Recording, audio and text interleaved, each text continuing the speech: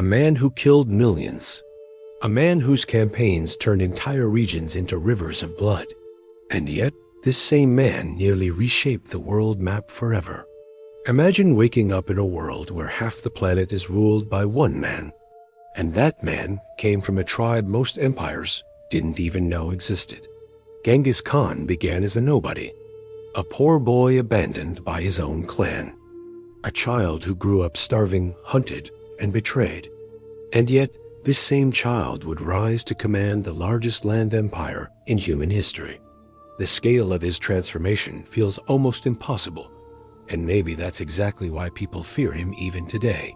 But before he became the most dangerous man alive, he had to pass through a childhood that would break most people. He wasn't born with privilege.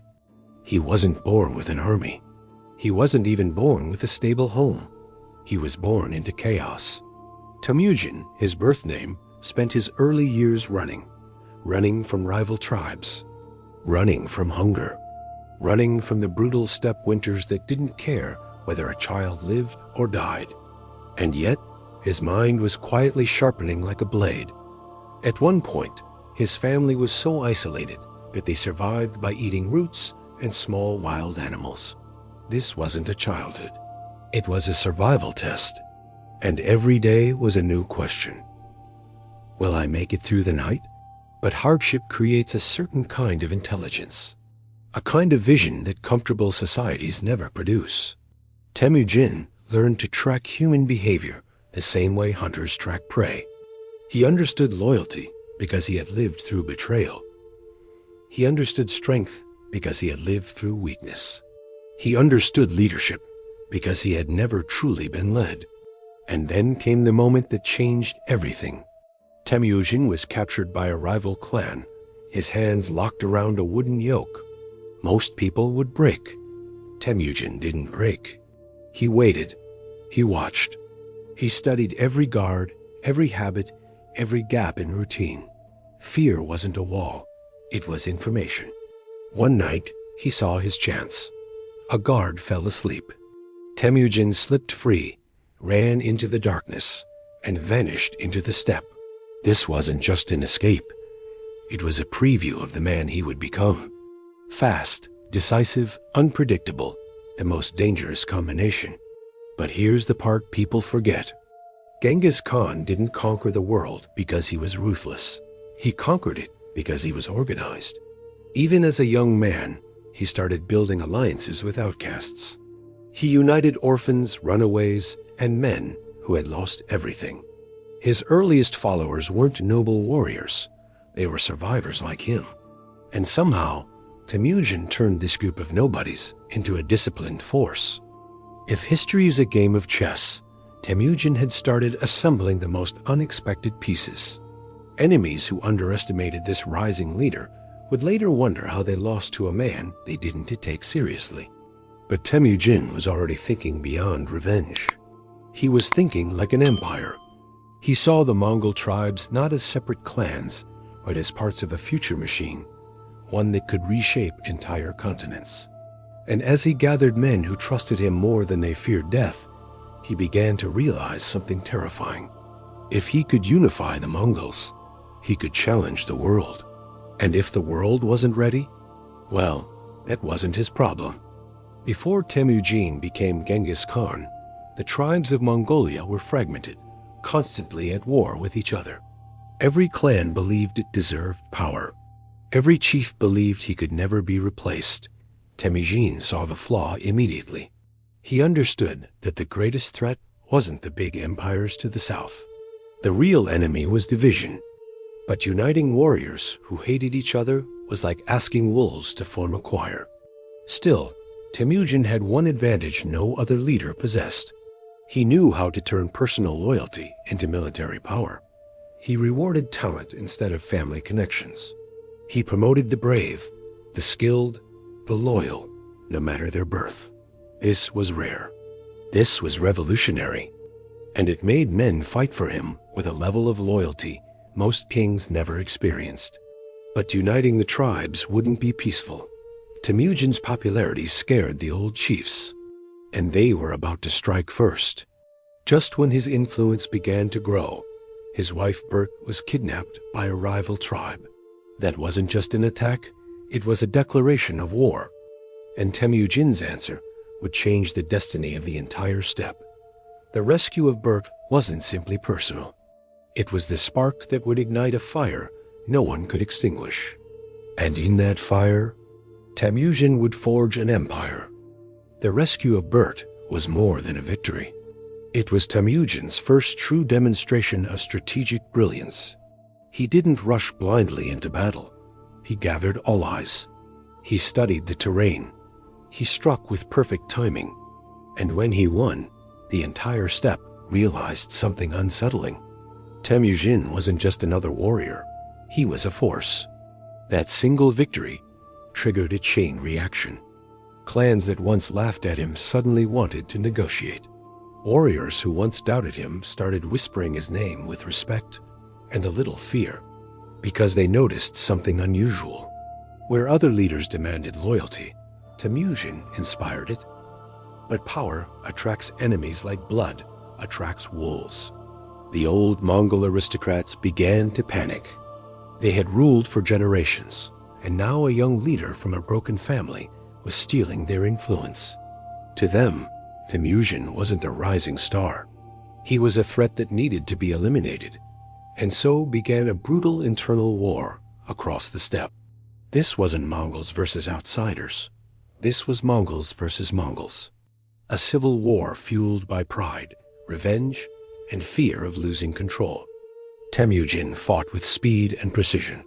He reorganized his forces into units of 10, 100, 1,000, and 10,000. This wasn't just clever, it was revolutionary.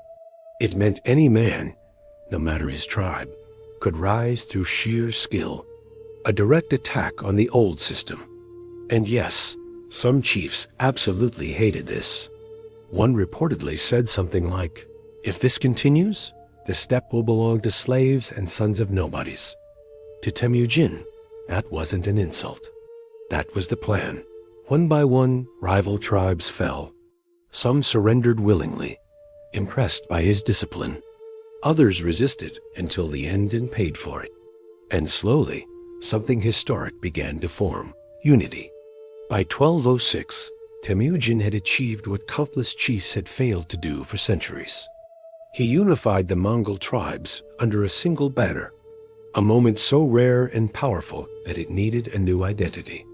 That year, he was declared Genghis Khan, the universal ruler. The moment his name changed, the world's fate changed with it.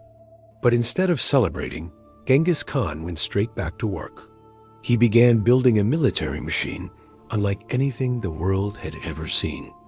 A force built on discipline, intelligence, communication, and terrifying speed. The Mongol army trained to shoot accurately while riding at full gallop. They communicated with flags, drums, and a relay system that allowed messages to travel faster than any other army on Earth. It was like a medieval version of instant messaging, except every message could mean life or death. Genghis Khan understood psychology as much as warfare. He spread rumors of unstoppable Mongol power long before his armies arrived. And when they finally did arrive, the fear was already doing half the work. Entire cities surrendered without fighting because they believed resistance meant extinction. It sounds brutal, and it was, but it was also strategic. Fewer battles meant fewer losses, and fewer losses meant faster expansion. Fear became a weapon sharper than any sword. But before Genghis Khan could dominate Asia, he had to face his first true international enemy, a wealthy and powerful empire that believed the Mongols were nothing more than primitive horsemen. An empire that made one mistake. A mistake so big would cost them everything. They killed Genghis Khan's trade ambassador. And that, historically speaking, is a terrible idea. What happened next would shock the entire continent and transform the Mongols from a regional power into a global nightmare. I didn't just enter banking security. It took over the entire battlefield. For the first time in history, banks had a system that could think faster than criminals.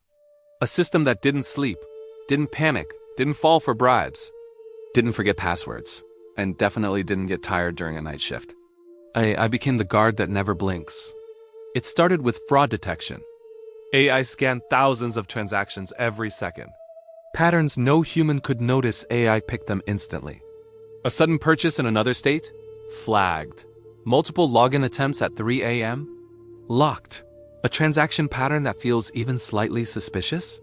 Shut down before the criminal even celebrates. Criminals were confused. They weren't used to fighting something that predicts their moves before they make them. And it didn't stop there. Facial recognition came next. Cameras in modern banks can now detect known criminals, even if they try to hide under caps or masks. AI maps micro-movements, body language, and behavioral patterns. Imagine walking into a bank and I already knows if you're nervous for normal reasons or plotting something dangerous. Creepy? A little. Effective? Absolutely. Then came biometric security, fingerprints, iris scans, voice recognition, vein mapping. Even if someone steals your card, your password, or your entire identity, they still can't steal your eyes or your fingerprints. Well, they could, but that would be a whole different documentary. Banks didn't just protect vaults anymore. They protected identities.